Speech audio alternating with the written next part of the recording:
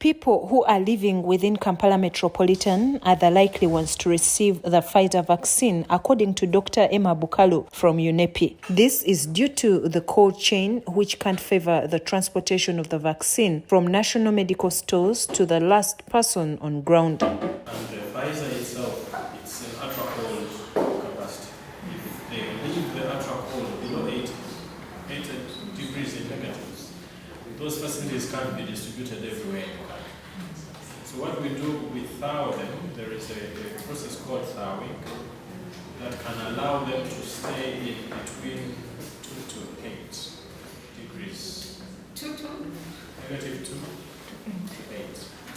Yeah. Then that can slightly, but that only means that they have to be highly monitored.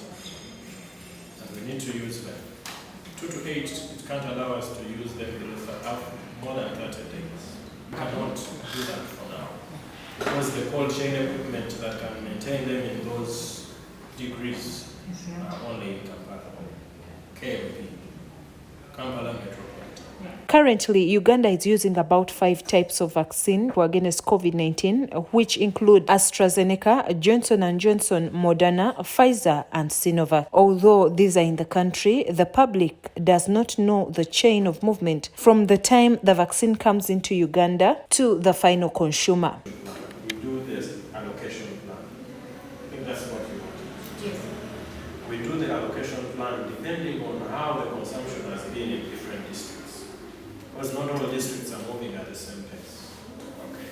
Others are behind and others are a little faster. So once we do the allocation, then NMS goes on to distribute these vaccines to different district vaccine stores, what we call the DVS. So the DVS now distribute to the different vaccination sites. Okay? So that's how they reach all Kampala, they reach Kampala. In Europe, they administer boosters, which is an added dose to those who have been vaccinated. But the question is, as Uganda, do we need the boosters and when are we going to receive it? Booster jabs si kye kintu kati kye twagala okulowoozaako nga tetunnagema abo bantu be twagadde kugema nga tebannagwayo. Naye bwe tunalowooza nti kirungi era okukolebwa mu bbanga awo Vaccine Advisory Committee webanga etutangaazizza obulungi obukirimu.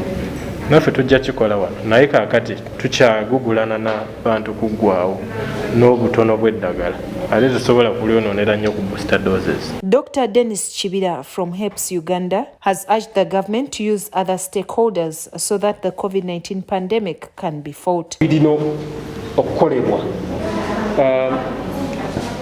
abantu abali wansi obubaka bubadde tebutuuka nnyo nga nsuubira okusingira ddala nti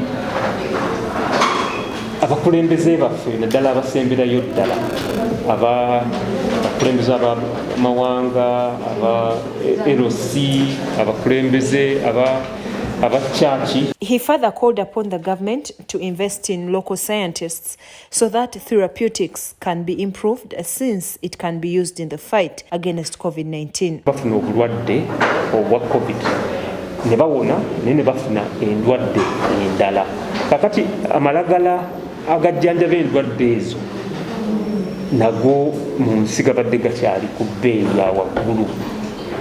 So ne kiraga nti twetaaga obutabeera ku vaccine eno yokka naye okulaba nti n'amadagala amalala agajjanjabwa gabeerawo ate n'ebbeeyi nga si ya omuntu owa bulijjo asobola okukola ki okugafuna. When asked if it is done to someone who is already infected with COVID-19, this is what he had to say. Kakati mu India waliyo abantu 5,000 abafudde obulwadde babuyita mucormycosis, obulwadde butera kukwata abamaze okufuna COVID ne bawona. Ne wabeerawo emergency ey'eddagala baliyita amphotericin B eri jjanjaba obulwadde buno. So twetaaga okulaba nti naffe wano tugezaako okulondoola abantu abadde bafunye obulwadde buno ne bawona bayinza okuba bafunye ebizibu ebirala. This story has been compiled by Issa Chigongo for Channel 44 Prime News.